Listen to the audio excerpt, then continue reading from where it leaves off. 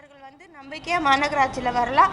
அதே போல் என்றுமே வந்து மாநகராட்சி தூய்மை பணியாளர்களின் கோரிக்கைகளோ அவர்கள் எழுப்பக்கூடிய குரலை கேட்க நம்ம மாநகராட்சி தயாராக இருக்கிறது. அவங்க தரப்புலேருந்து சொல்லும் போது எல்லாமே குறிப்பிட்டு சொல்கிறாங்க. நிறைய பேர் அரசு அதிகாரிகளுக்கு வந்து எல்லா பெனிஃபிட்ஸையும் அரசால கொடுக்க முடியுது, தூய்மை பணியாளர்கள் மட்டும் எந்த பெனிஃபிட்ஸையும் அரசால கொடுக்க முடியாது. பெனிஃபிட்ஸ் தான் நான் இப்போ இத்தனை பெனிஃபிட்ஸ் வந்து குறிப்பிட்டு அதுதான் நான் குறிப்பிட்டு தெரிவித்திருந்தேன். இன்னைக்கு தனியார் மூலியமா நம்ம எடுக்கக்கூடியதுனால பல்வேறு வகையில் வந்து அந்த பெனிஃபிட்ஸ் எல்லாமே இருக்கு.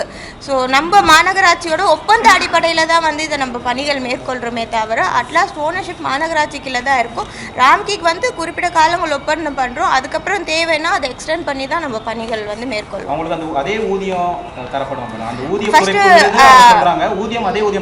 இல்லை, ஊதியம் பொறுத்த வரைக்கும் இன்றைக்கு வந்து பல்வேறு வகையில் அதர் பெனிஃபிட்ஸ் வந்து நம்ம வழங்கிட்டு வரோம். ஊதியத்தை குறித்து குறிப்பிடும் பொழுது அவங்க பணியில் வந்து ஃபஸ்ட்டு சேரட்டும், சேர்ந்தோடனே வரக்கூடிய நாட்களில் வந்து அது நிறைய ப்ரொசீஜர் இருக்குது, பேப்பர் ஒர்க் இருக்குது, ஒரு நாளில் எடுக்கக்கூடிய முடிவு இல்லை. ஃபஸ்ட்டு பணியில் சேர்ந்த பிறகு அது கண்டிப்பாக பரிசீலிக்கப்படும் அரசு சார்பாக. இல்லை, நெகோசியேஷன் டாக் ஃபெயிலியர் நீங்கள் எடுக்க முடியாது. இன்றைக்கு 2 வகையில் வந்து வழக்கு மேற்கொள்ளப்பட்டிருக்குது. மாநகராட்சி சார்பாகவும் சரி அவங்க சார்பாகவும் 2 வகையில் வழக்கு ஏற்பட்டிருக்கு. அதில் ஒரு வழக்குக்கு வந்து இன்னைக்கு தீர்ப்பு பில் போனவங்களுக்கு வந்து இன்னைக்கு தீர்ப்பு வந்திருக்கு.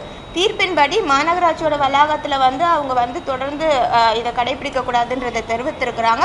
நீதிமன்றத்தை மதிக்கக்கூடிய அரசு தான் தமிழக அரசுன்ற அடிப்படையில் பணியாளர்களையும் மாநகராட்சிக்கு சப்போர்ட் பண்ண மாதிரி தான் நாங்கள் தெரிவித்திருக்கிறோம்.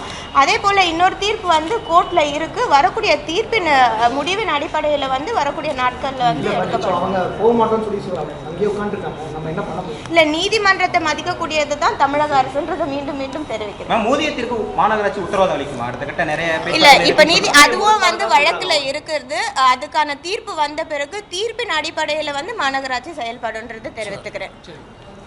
பிளே ஸ்டோர் மற்றும் ஆப் ஸ்டோரில் இருந்து பாலிமர் செயலியை QR கோடு மூலம் பதிவிறக்கம் செய்யுங்கள்.